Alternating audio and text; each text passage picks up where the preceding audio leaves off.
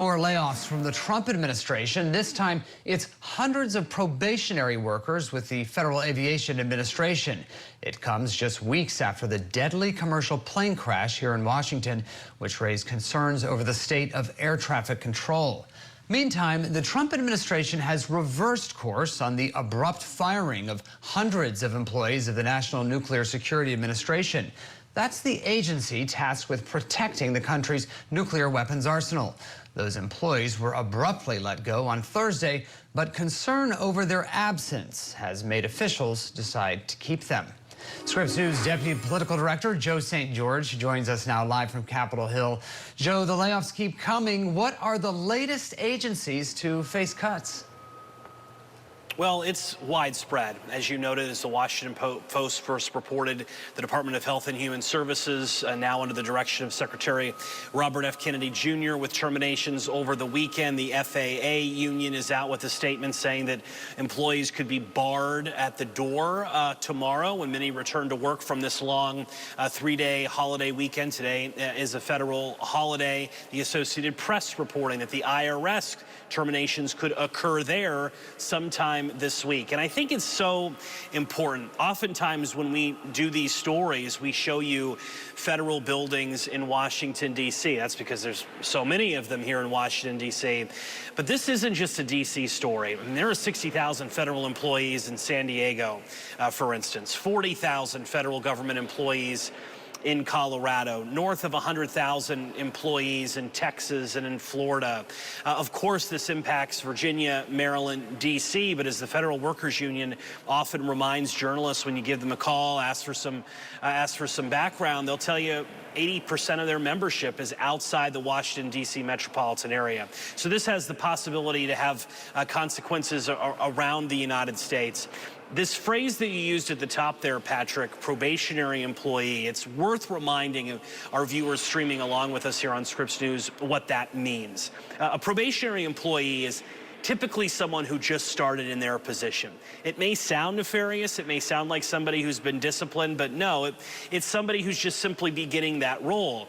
Yes, it means people just beginning their career in the public sector, new graduates from master's degrees or college degrees, yes, that applies to them, but it also applies to longtime civil servants. If you're somebody with a decade of experience in one federal agency, you apply for a job in another federal agency, maybe a promotion, a pay bump, you get the job, you transfer to that federal agency. In many cases, you would be placed on probation still over the course of, let's say, a year or even longer. Typical standard operating procedure. The Trump administration targeting probationary employees, legal experts say, because the president, the administration, DOJ, the Department of Government Efficiency, may have more legal wiggle room, more legal cover to terminate those employees as opposed to, let's say, a longtime civil servant not currently on probation. Of course, there are legal challenges expected and fights ahead. This having a real impact, not just on federal workers and their families,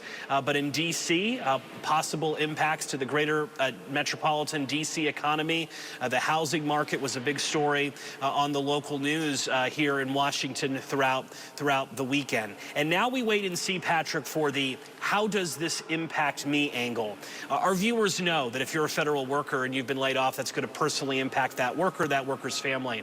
But what about families who don't have any federal workers in them?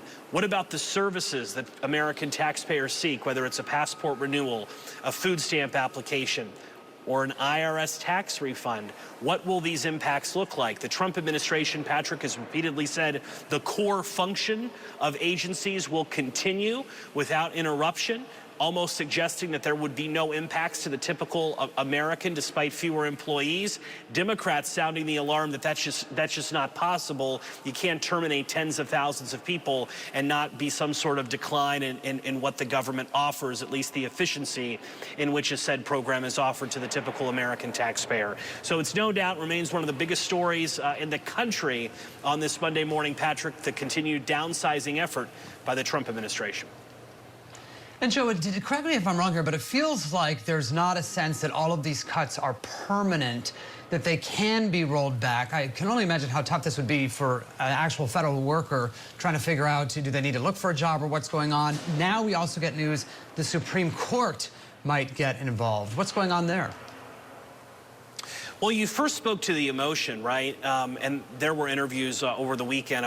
One pops in my mind from what I saw on social media of a federal worker who said they wanted to serve their country, and that's why they signed up to work for the federal government.